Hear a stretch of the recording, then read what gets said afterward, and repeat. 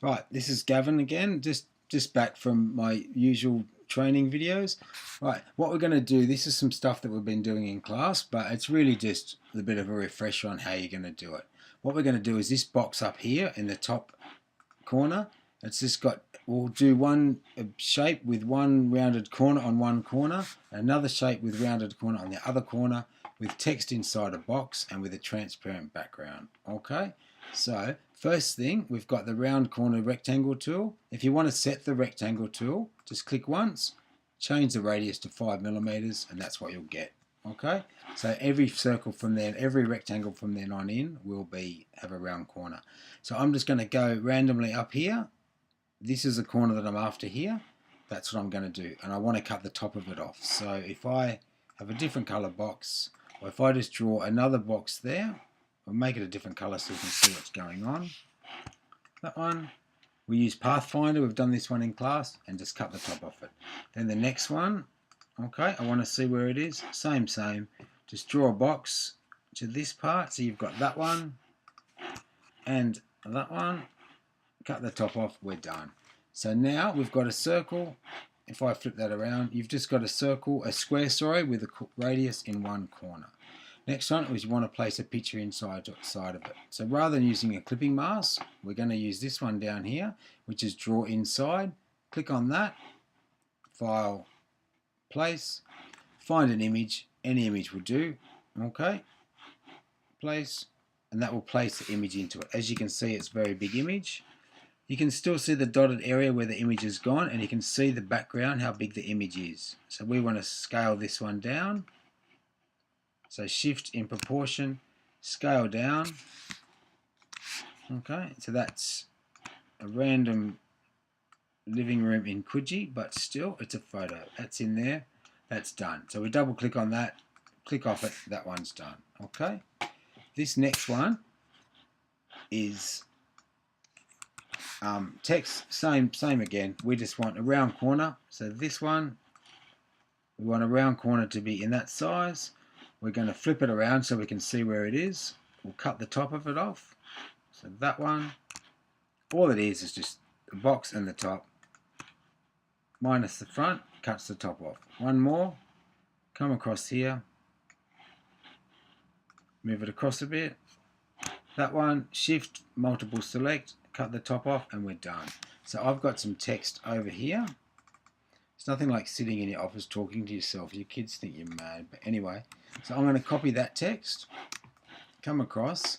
I want to put this text. I could draw a text box here, paste text into it, and put it over the top of that box. But to put it all in the one box to make it a bit neater, it's much better. What we're going to do is under the type tool, there's a small arrow. So we want area type tool. So click on area type tool. Click on where it's going to go. Don't just click in the middle. You can see if you click on the border, it says path, and you can see the flashing cursor. So if I paste my text in there, my text is now inside of that box. We'll make it a bit smaller. Okay, so that's done. It doesn't look great, but it's done. So the next thing, so all our text, we can either go back to this one, double click on that, and it will bring up area type options. We've also got type, area type options. So what this one does, remember to hit preview so you can see what's going on. Insert spacing, and you can see over here that it's inserting my text from where it is. So 1.5, that's good.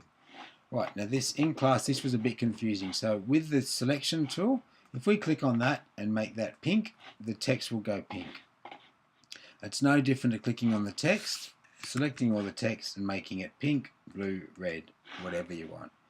But to make the box a color, we want to use the direct selection tool and click on the box of the outline. But where some students are getting stuck, click on the direct selection tool, click on the box, make it red, and it will just change the text. So what you have to do is click off of the job altogether, click back onto the outline, and then you've got your fill, click your fill white or red or whatever color you want. So you've got text inside a box in one whole unit with that. And with our exercise for this one, we've got a gradient in the background, so that box is actually transparent. So we've used direct selection tool, clicked on the outside of the box, made it white, then we've got window, transparency, which is open somewhere. There it is. Okay, this one, so we're going to make that 40%. So that's got transparent text in a 40% box. So that's that. Okay, so we've got a box. To put a picture in a box was to draw your shape, draw inside, paste this inside, and that's good. And text is really this one, area type tool, and that one. So the other part of this exercise was a gradient. Okay, so we'll use layers for this one. As I find my layers here. Right. So we've got the background image, we've got the thing that we just did. So I want a new layer, and on this layer, I'll just do it on this one. All we want is a big square box to go over the back of the whole thing. This is the background for it. Right. So we need that one. What we need now is our swatches open, which is this one. And we also need gradient open. And you need them open at the same time so you can see. So what I do is just automatically put a gradient into it, and we did this. So we've got, and the gradient tool in the toolbar will move, holding shift down, will move the gradient as to where it has to go. That's how gradient works, okay? So we want to go from the top to the bottom. We want blue to green. So I'm going to choose a blue here, drag it.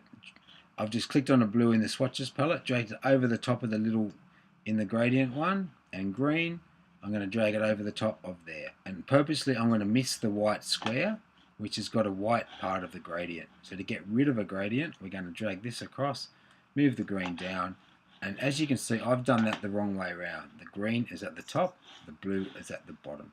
So I'm going to click on this one and draw this way, and it should be the right way around. So now it's going from blue all the way down to green. So back to our layers, if I drag that working layer underneath there, you can see now what we've got is an image in a box that we've used Pathfinder to cut the top of the edges off, and then use this one here, draw inside to place the image into it, and then this one, it's just text in a box. I'll make that black. Yep, that's black, that's good, that's all in there. We've got an outline, we've got an overall of the outline, and we've got a transparency on the back of it. I'll just make sure that that's right. So this one, what I want to do is just select the background of the border and make the transparency 40, and that will do it. And the thing about the background is now the background box is a transparency, has a transparency of 40%, but the text doesn't. As you can see before, if you use the direct selection tool and do transparency, it will do everything. But the direct selection tool, you have to click off of the job altogether on the border, and then you can change that to whatever color you want, and that will work from that. I hope this helps. Okay, so from all those little elements there plus the gradient, that's quite a bit. Okay, so hopefully my class will benefit from this, and anyone else will.